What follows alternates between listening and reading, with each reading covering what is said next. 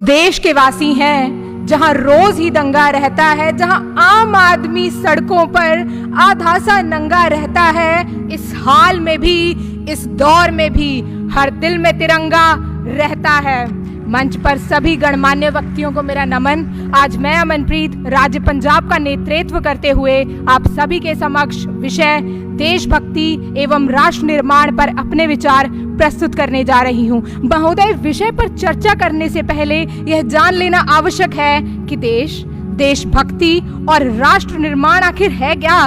तो देश पृथ्वी का एक अलग भूभाग है जिसके कई प्रांत, कस्बे, गांव आदि होते हैं। देशभक्ति अपने देश से प्रेम करना और सदा उसका कल्याण सोचना देशभक्ति या राष्ट्रभक्ति कहलाता है। राष्ट्र निर्माण की जब हम बात करते हैं तो वस्तुतः हम उसे भारत के परिप्रेक्ष्य में लेते हैं। मैं भी इसी को आधार मानकर अपनी बात रख रही हूँ। तो आप सब इस बात से सहमत होंगे कि जब आम आदमी, देश का गरीब विकास की मुख्य धारा में आता है और समान अवसर प्राप्त करता है तो उसकी दुनिया बदल जाती है। जब स्ट्रीट वेंडर को बैंक क्रेडिट प्रणाली से जोड़ा जाता है तो उनमें भी राष्ट्र निर्माण में भागीदारी की भावना आती है।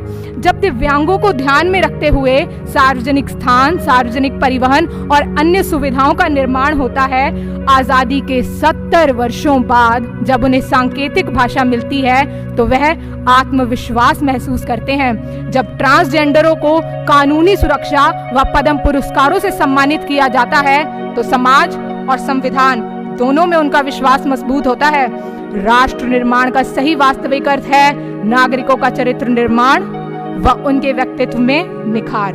महोदय, देश के स्वतंत्र होने के बाद न हमने कोई सपना संजोया था, न कोई लक्ष्य तय किया और न ही राष्ट्र निर्माण की कोई नीति बनाई। बिना नीति कर हम बड़े बड़े उद्योग इत्यादि लगाने व वैज्ञानिक स्तर को बढ़ावा देने में व्यस्त हो गए।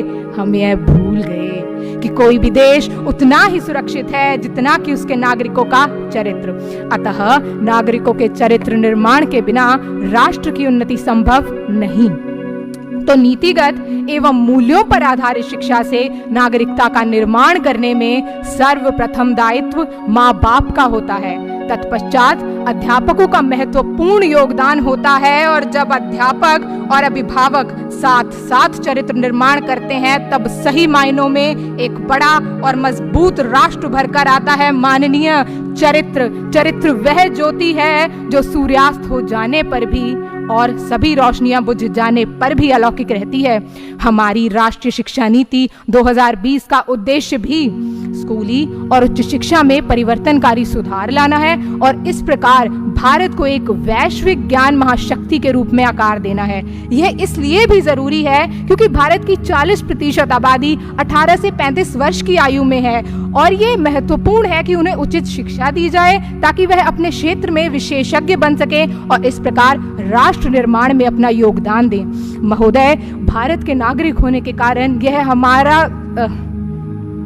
हमारा कर्तव्य है कि हम भारत की विरासत और संस्कृति के प्रति जागरूक हों। इसीलिए युवाओं को राष्ट्रीय एकता को बढ़ावा देने में भाग लेना चाहिए।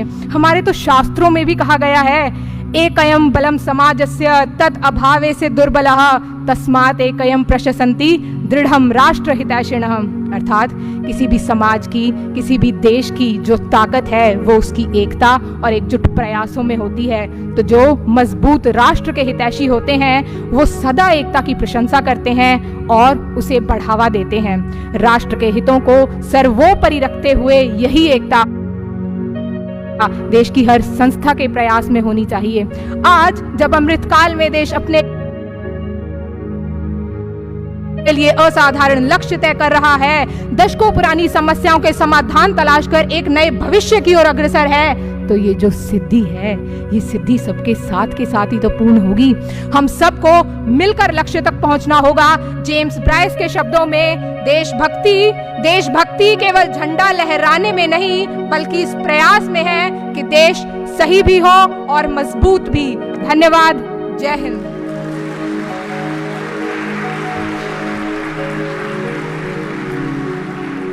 धन्यवाद अमन।